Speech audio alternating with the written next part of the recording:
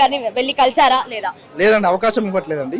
Already ఏదో మేము దొంగలైనట్టు, మేము ఏదో ఉగ్రవాదులైనట్టు గేట్ల దగ్గర వ్యాన్లు పెట్టారండి.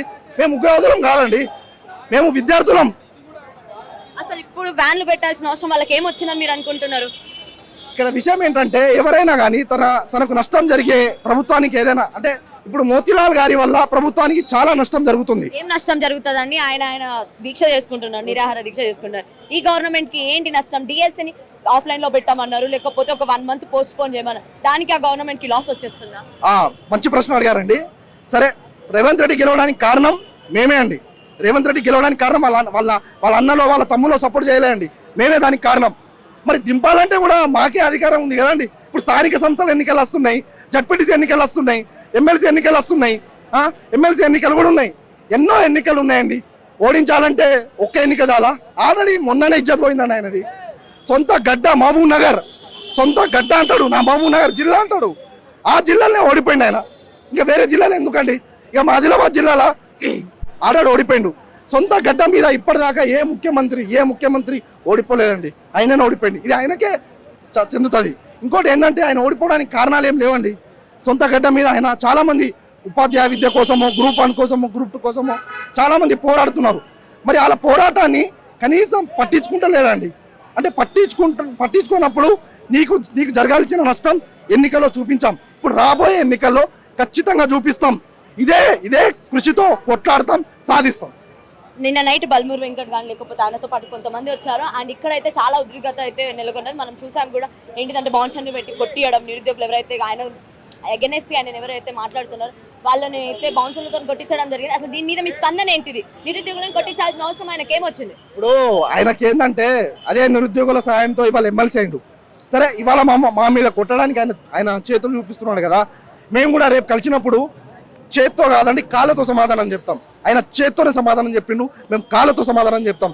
అరే బల్మూరుగా, నువ్వు ఏదైతే ఉద్యమం కోసం మమ్మల్ని వాడుకున్నావో మా బాధ నీకు ఇవాళ అర్థం కాకపోవచ్చు, కానీ ఖచ్చితంగా రాబోయే ఎన్నికల్లో నీకు ఎటువంటి బుద్ధి చూపించాలో, నీకు అసలు రాజకీయ భవిష్యత్తు లేకుండా చేస్తాం, ఖచ్చితంగా చేస్తాం. అసలు ప్రజాపాలన అన్నారు, మరి ప్రజాపాలన కనిపిస్తుందా ఈ ప్రభుత్వంలో? పేపర్లో కనిపిస్తుందండి, పేపర్కే మాత్రం ఆ ప్రజాపాలన అని. అంటే ప్రజాపాలన ఇంతమంది చూడండి అన్న, ఇంతమంది విద్యార్థులు రోడ్ల మీద ఉన్నారు. దీన్ని ప్రజాపాలన అంటారంటే ఇక నేను ఏం చెప్పలేనండి. అసలు చెప్పాలంటే నిరుద్యోగులు విద్యార్థులే కదండి కాంగ్రెస్ ని దగ్గర నుండి గెలిపించింది. అదే మా తప్పైందండి. మేము ఏమనుకున్నామంటే కనీసం కేసీఆర్ మాకు పట్టించుకోలేని కేసీఆర్, సరే ఈయనను ఓడిస్తే కనీసం రేవంత్ రెడ్డి మాకు అవకాశం ఇస్తాడేమో అనుకున్నాం. ఆయన కంటే చాలా అన్యాయంగా ఉన్నాడు. రెడ్డి రావు పెద్ద తేడా ఏం లేదండి, ఇద్దరు దోస్తులే. ఇక ఇక్కడ అన్యాయం చెందింది మేమే, కానీ ఏదో ఒక రోజు ఆయనకు కూడా అన్యాయం జరగాల్సిన సమయం అయితే ఆసన్నమైందండి. అసలు ఇప్పుడు డిఎస్సి గురించి ఏమంటారు? డిఎస్సిని అయితే వాళ్ళు ఇప్పుడు పోస్ట్ పోన్ చేస్తే టెక్నికల్ ఇష్యూస్ అని అంటున్నారు. మరి దీనికి మీ సమాధానం ఏంటి? ఏంటంటే టెక్నికల్ ఇష్యూ అదే ఏమున్నాయి టెక్నికల్ ఇష్యూస్ నాకు అర్థం కాదు. ఇప్పుడు ఉపాధ్యాయ వృత్తి కోసం మేము పోటీ పడుతున్నామండి. సరే, పోటీదారుల గురించి నువ్వు పెట్టేదే మా గురించి అయితే మరి పోటీదారుల యొక్క ఆలోచన, వాళ్ళ యొక్క ప్రాబ్లమ్స్ ఏంటి, అవన్నీ నువ్వు పట్టించుకోకుండా నీకు ఇష్టం ఉన్నట్టు నువ్వు డేట్స్ రిలీజ్ చేస్తే వాళ్ళ ఆందోళన చెందాల్సి వస్తుంది. ఆల్రెడీ చాలా మంది ఆందోళన చెందుతున్నారు, కనీసం అడగలేని స్థితి కూడా ఉన్నావు. అసలు పోస్ట్ పోన్ ఎందుకు చేయాలనుకుంటున్నారు మీరు?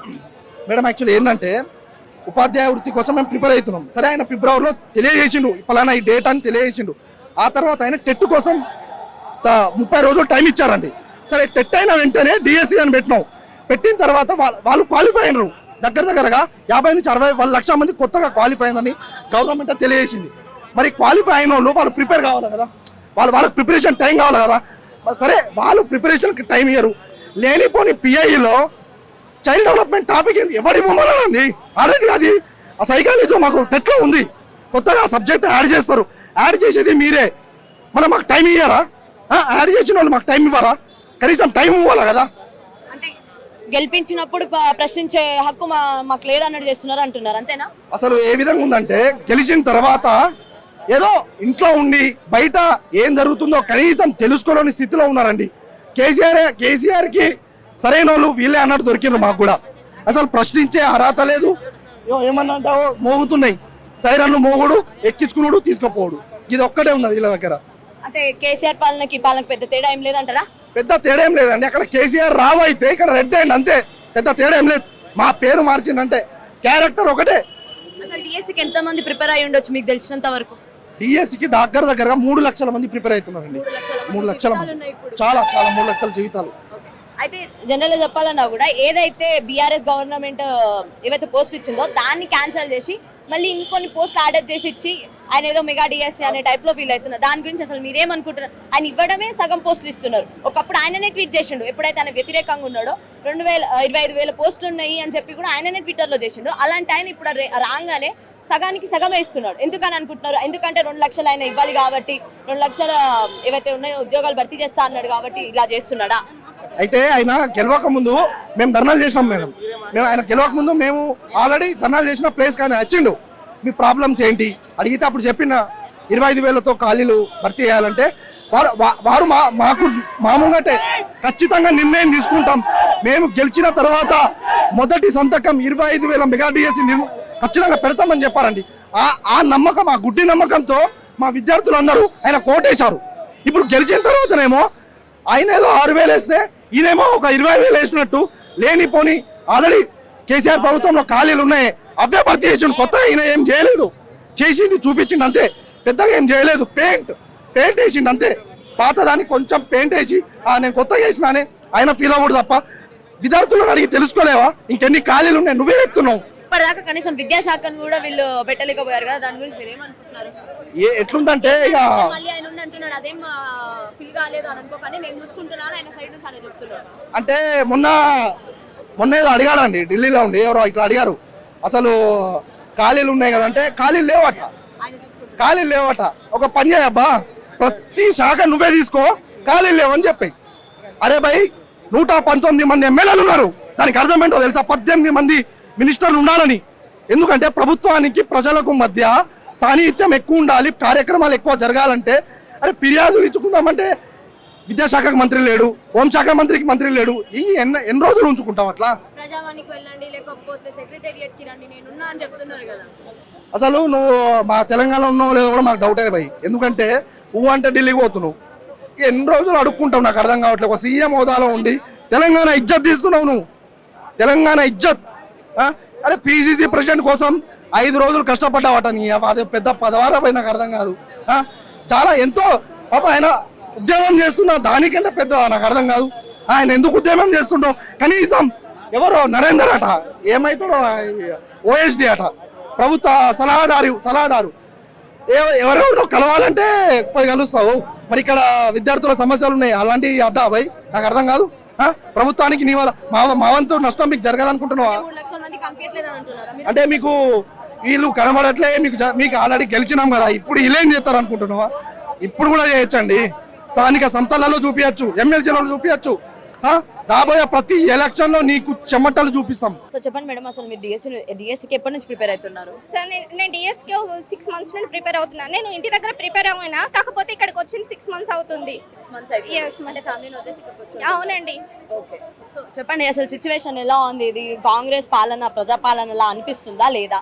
అసలు ఈ ప్రజాపాలన మేడం, అసలు ఇంతకుముందు మేము మా కోసం ఆయన సార్ మా కోసం నిలబడ్డారు, మోతిలాల్ సార్. ఆయనను పరామర్శించడానికి మేము అక్కడికి వచ్చినాం, హాస్పిటల్ దగ్గరకని వచ్చినాం.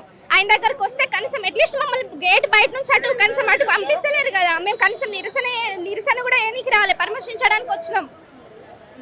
కనీసం అని చూడడానికి కూడా వెళ్ళనియట్లేదు పోలీసులు. అసలు అడిగారా ఎందుకు వెళ్ళనియట్లేదు అండి, ఏమైంది అని? వాళ్ళు అక్కడ అడిగే ఛాన్స్ ఇస్తలేరు. మీరు ఎట్టొచ్చారని అందరినీ పంపించేస్తున్నారు, వ్యాన్ లెక్కిచ్చేస్తున్నారు. అక్కడ ఆల్రెడీ వ్యాన్ పెట్టుకొని ఉన్నారు.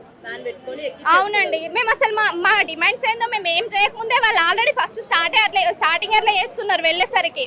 అంటే ఫస్ట్ వాళ్ళకి అసలు ఏందో తెలియదు కానీ ఎక్కిచ్చేస్తున్నారు వ్యాన్. ఎవరున్నారు సరే స్టూడెంట్స్ ఇట్లా 4-5 కనిపిస్తే వాళ్ళని అడిగేస్తున్నారు మేడం. అండ్ మాది ఫస్ట్ ఆఫ్ ఆల్ మాది డిమాండ్ ఏంటంటే మేడం, మాకు డిఎస్సి పోస్టులు పెంచుతా అన్నది గవర్నమెంట్, కాంగ్రెస్ గవర్నమెంట్ వాళ్ళే స్వయంగా అనౌన్స్ చేసిర్రు ఇట్లా 25,000 పోస్టులు ఉన్నాయని. మాకు 11,000 పోస్టులు వేసిర్రు. అయితే మా పోస్టులు పెంచాలి మేడం. తర్వాత మొన్న టెట్ క్వాలిఫై అయిన విద్యార్థులు ఉన్నారు, న్యూ విద్యార్థులు కూడా చాలా మంది ఉన్నారు. వాళ్ళందరికీ టైం ఇవ్వాలి చదువుకోవడానికి. ఇట్లా తక్కువ టైంలో ఇట్లా ప్రిపేర్ అవ్వడం చాలా కష్టం. ఇది కాంపిటీషన్ ఎక్కువ ఉంది ఇప్పుడు, అందుకే మాకు టైం ఇవ్వాలని మేము అనుకుంటున్నాం. టైం ఇవ్వమని అంటే వాళ్ళు టెక్నికల్ ఇష్యూస్ వస్తాయని ఏదో సాకు చెప్తున్నారు కదా, దానికి మీ సమాధానం ఏంటి? అంతకుముందు మేడం ఇప్పుడు టెక్నికల్ రాదు మేడం, టెక్నికల్ ఇష్యూ అసలు రాదు. ఎందుకు వస్తుంది మేడం? గ్రూప్ 2 పోస్ట్ పోన్ చేసిండ్రు, అప్పుడు వచ్చిందా టెక్నికల్ ఇష్యూ? అప్పుడు రాని టెక్నికల్ ఇష్యూ ఇప్పుడు ఎక్కడి నుంచి వస్తుంది వీళ్ళకి? కంప్యూటర్ బేస్డ్ ఎగ్జామ్ అని అంటున్నారు. కంప్యూటర్ బేస్డ్ అయినా కూడా రాదు మేడం. ఇప్పుడు గ్రూప్ 1 కూడా ఆన్లైన్ ఎగ్జామే అన్నారు కదా మేడం, అది కూడా. సో అసలు చెప్పండి, మీరు ఫస్ట్ లోపలికి వెళ్ళారా? మీరైనా వెళ్ళి కనీసం కలిసారా? మేము లోపలికి వెళ్ళలేదు మేడం, వాళ్ళు మమ్మల్ని లోపలికి వెళ్ళనిస్తలేరు. మేము మోతీలాల్ అన్నని చూడడానికని వచ్చినాము, కానీ వాళ్ళు రీజన్ తెలుసుకోకుండా వ్యాన్ ఎక్కిస్తుండ్రు అంటే మమ్మల్ని తీసుకువెళ్ళి వాళ్ళు అక్కడ గోషమహల్ ఉంచుతారు. మా యొక్క డిమాండ్స్ మేము బయటికి చెప్పలేకపోతున్నాము, అది మా ప్రాబ్లం. అందుకే మేము వ్యాన్ ఎక్కడానికి వాళ్ళ దగ్గరికి పోవడానికి కూడా వీలు లేక మేము ఇక్కడ నుంచి మా యొక్క సందేశాన్ని తెలుపుతున్నాం. మేడం అసలు మాకు రోడ్ మీద తిరిగే స్వేచ్ఛ కూడా లేనట్టు చేస్తున్నారు ఇప్పుడు ఈ గవర్నమెంట్. అంటే స్వేచ్ఛ లేదు అని అంటే స్వేచ్ఛ లేదంటే మేము పోయి అక్కడ గేట్ దగ్గర పోగానే మమ్మల్ని అసలు వ్యాన్ ఎక్కియడానికో ఇటు పంపించడానికో ట్రై చేస్తున్నారు. అట్లీస్ట్ మేము అక్కడ నిల్చోకట, మరి మీరు ఎందుకు వచ్చారు, మీరు దేనికి వచ్చారు, మీ ఏంటి, మీ ఏందని అడగాలి కదా మేడం. మేము అక్కడ ఏదన్నా వాళ్ళకి ఇబ్బంది పెడితే, ప్రజలకు ఇబ్బంది కానీ ఏదన్నా ప్రజలకు ఇబ్బంది కల్పిస్తే అప్పుడు మా మీద యాక్షన్ తీసుకోవాలి. అట్లా కాకుండా మేము అక్కడికి రోడ్ మీదకి పోయేసరికి మమ్మల్ని పంపించడో వ్యాన్ ఎక్కించడో చేస్తున్నారు. అసలు జనరల్గా అయితే వాళ్ళే చెప్పిండ్రు, గవర్నమెంటే చెప్పింది కదా 25,000 పోస్టులు మేము ఇస్తాం మీకు డిఎస్సికి అని చెప్పి. మరి ఇప్పటిదాకా ఇవ్వలేదు, కనీసం అడుగుతున్నా కూడా రెస్పాండ్ అవ్వట్లేదు. నిన్న నైట్ బల్మూర్ వెంకట్ కూడా వచ్చాను. అసలు దీని మీద మీరు ఏమనుకుంటారు? కనీసం వాళ్ళు రెస్పాండ్ అవ్వకపోతే గవర్నమెంట్? అదే మేడం మాకు అర్థమైతే లేదు, ఇది ఏం గవర్నమెంట్. అందరి లెక్క మమ్మల్ని ఈ స్టూడెంట్స్ని ఫస్ట్ ఆ తెలంగాణ టీఆర్ఎస్ ఓనికి కారణం students madam first of all. ఎందుకంటే అప్పుడు జాబ్స్ లేకుండే, ఇప్పుడు జాబ్స్ వేస్తారని మేము కాంగ్రెస్ని గెలిపించుకున్నాం. కాంగ్రెస్ గవర్నమెంట్ కూడా ఇట్లా వేస్తుంది. కనీసం ఆ టీఆర్ఎస్ అనౌన్స్ చేయకుండా పెట్టిన 4-5 పోస్టులను వేసింది. ఇప్పుడు కాంగ్రెస్ గవర్నమెంట్ మాత్రం వేస్తా అన్న పోస్టులు వేయట్లేదు. అది మాకు ఇప్పుడు ఇచ్చే ప్రభుత్వం ఇట్లా చేస్తుంది. నెక్స్ట్ టైం మళ్ళీ ఈ గవర్నమెంట్ వస్తుందని మీరు అనుకుంటున్నారా? మరి 6 months లోనే ఇలా ఉంది కదా. అవును మేడం, అసలు 6 months లోనే ఇట్లా ఉంది. నెక్స్ట్ టైం డౌటే మేడం, ఇట్లా చేస్తే ఈ గవర్నమెంట్ నెక్స్ట్ మళ్ళీ డెఫినెట్ గా రాదు. ఎందుకంటే విద్యార్థుల కోసం, యువజన కోసం, యువతలకే ఏంది గవర్నమెంట్, ఆ ముస్లింలకు రైతులకే సేమ్ చేస్తుంది మేడం.